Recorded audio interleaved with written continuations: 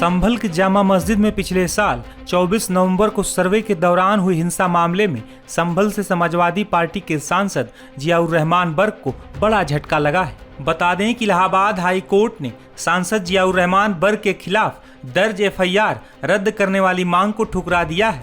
Allahabad high court ने कहा कि इस मामले में FIR रद्द नहीं होगी और पुलिस की जांच जारी रहेगी।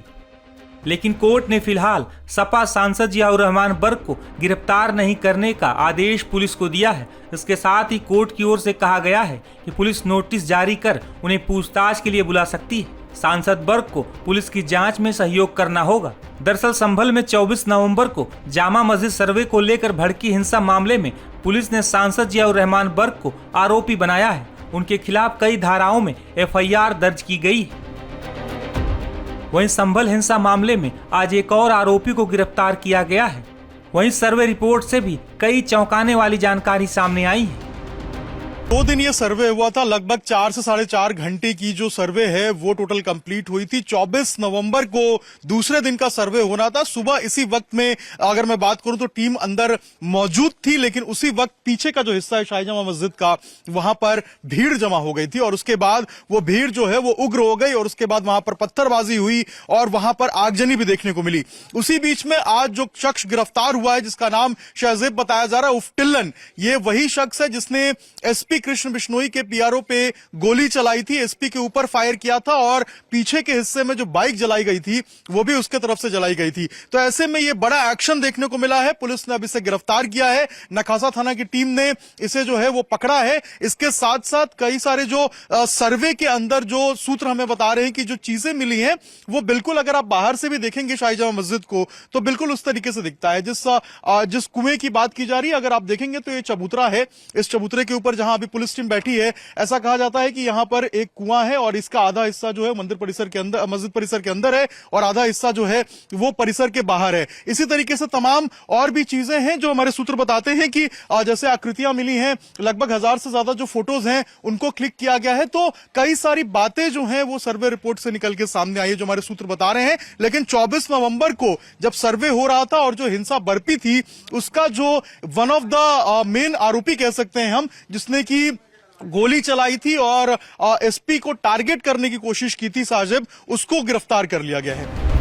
बता दें कि संभल हिंसा के बाद अब जामा मस्जिद के पास एक पुलिस चौकी का निर्माण किया जा रहा है, जिसका कार्य तेजी से चल रहा है।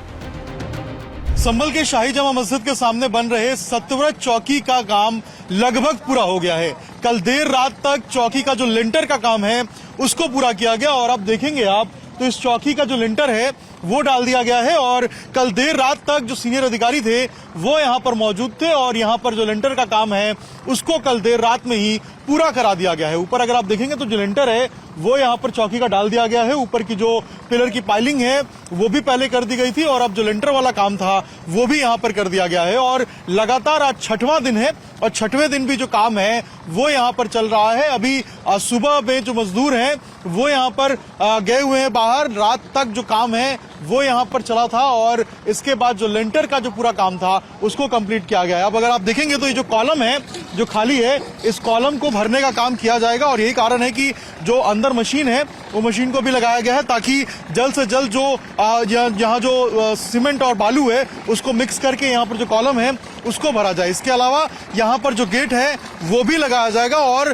कल देर रात में जो ये पेड़ है इसको भी लगाया गया है। ये जो चौकी है, चौकी के बाहर अगर आप देखेंगे तो ये बड़े बड़े जो पेड़ है ये भी आपको नजर आएंगे और इसको भी कल रात जो है वो लगा दिया गया है और आज भी कुछ जो पेड़ हैं वो चौकी के बाहर लगाए जाएंगे और लेंटर का जो काम था उसको रात में ही कंप्लीट कर दिया गया है। तो चौकी का निर्माण कार्य जो है वो लगभग पूरा हो गया है और आज जो फिनिशिंग है चौकी की वो की जाएगी। जो गेट है वो लगवाया जाएगा। इसके अलावा जो पीछे का हिस्सा है, जो कॉलम्स बचे हुए हैं, उनकी जो मरम्मत है वो कराई जाएगी, उनको फिक्स किया जाएगा और जो गेट्स हैं वो लगाए जाएंगे चौकी के अंदर। आज 6ठा दिन है और 6ठे दिन भी जो काम है वो यहाँ पर चौकी का जारी है। नाम चौकी का सतव्रत रहने वाला है। सतयुग में जो संभल का नाम था उसी नाम पर चौकी रहेगा और आज भी जो चौकी का काम है वो यहाँ पर चलता रहेगा। बता दें कि संभल की इस नई पुलिस चौकी को लेकर कल संभल के DM ने भी जानकारी दी थी।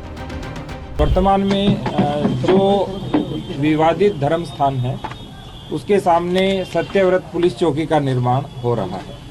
उस पुलिस चौकी के विषय में एक हमें उर्दू के अंदर डॉक्यूमेंट मिला था। इस डॉक्यूमेंट का अनुवाद भी उन्होंने दिया था। ये हमारे पास एक अनुवाद है पूरा, जो इसके अंदर कुल 20 बिंदु दिए हुए हैं और उन 20 बिंदुओं में लिखा हुआ है कि ये चारों ओर उत्तर दक्षिण पूर्व पश्चिम की चौहद्दी या बाउंड्री है और इनके बीच की संपत्ति वक्फ है। 23 अगस्त 1929 को मोहम्मद अब्दुल समद, जो निवासी मोहल्ला कोट संभल है, उस समय जनपद मुरादाबाद था, उनकी ओर से एक अनरजिस्टर्ड वक्फनामा सामने आया है।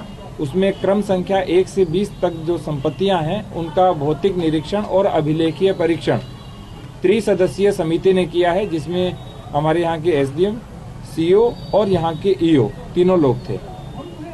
इसमें जो सबसे प्रमुख बात है वो है कि अभी तक किसी भी व्यक्ति ने कोई भी आवेदन हमको यह नहीं दिया है कि यह हमारी संपत्ति है, अर्थात कोई प्रभावित और विधिक पक्षकार हमारे सामने अभी नहीं आए हैं। दूसरी बात, जिस स्थान की बात की जा रही है उस स्थान के अंदर जो संपत्ति कहते हैं दर्ज है वो 18, 19 और 20 संख्या पर है और वर्तमान में उस जगह की किसी भी प्रकार की कोई भी व्यक्ति वहां निवास करता है, उस नाम से कोई निवासित रहा है या वो गाटा संख्या जिसका उल्लेख किया गया है उसका किसी भी प्रकार से कोई भी साक्ष्य नहीं है। तीसरी बात, यहाँ कुछ जो क्रम संख्याएं मैं आपको दिखाऊंगा। हमने इस तरह से चौहद्दियों का निर्माण कराया, जो परीक्षण किया हमारी पूरी टीम ने। उन्होंने देखा कि जो क्रम संख्या 9 के ऊपर एक अंकित चौहद्दी है, तो ग्राम बिछोली तथा शेर खां सराय दोनों के बीच की दूरी 4 किलोमीटर है और बीच की 4 किलोमीटर की पूरी भूमि उसके अंदर वक्फ के रूप में लिखी हुई है, जो अनरजिस्टर्ड, बिना आवेदनकर्ता और बिना किसी स्वामी के है। दूसरा, कोई भी भूमि जब वक्फ की जाती है तो उसमें स्वामित्व का उल्लेख अवश्य होता है। इसमें किसी प्रकार के कोई भी स्वामित्व का उल्लेख नहीं है। तीसरी बात, वर्तमान जो भूमि है वहाँ पर कोई मकान स्थायी अस्तित्व में नहीं है। किसी प्रकार के जो नाम दिए गए हैं उस प्रकार के नाम भी वर्तमान में अस्तित्व में नहीं है। तो इससे ये प्रश्न चिन्ह उठता है कि जिस भूमि की बात की जा रही है, जो वक्फ की गई है, उसकी वास्तविकता क्या है। किसी ने अभी इसके विषय में हमें अवगत नहीं कराया है। उस वक्फनामे को देखें तो जनपद संभल की हजारों बीघा भूमि का बैनामा कर दिया गया है, जबकि मोहम्मद अब्दुल समद की अपनी संपत्ति का उसमें कोई उल्लेख नहीं है। उस वक्फनामे में यह भी लिखा हुआ है कि अपनी संपत्तियां मदरसे के निर्माण हेतु दे रहा है। तो क्या कोई व्यक्ति हजारों बीघा भूमि मदरसे के निर्माण हेतु दे रहे हैं? तो 1 से लेकर के 20 तक की संपत्ति में कहाँ मदरसा बनना है, कौन सा मदरसा बना है और किस तरह से उस मदरसे का निर्माण होगा, उसका कोई उल्लेख नहीं है।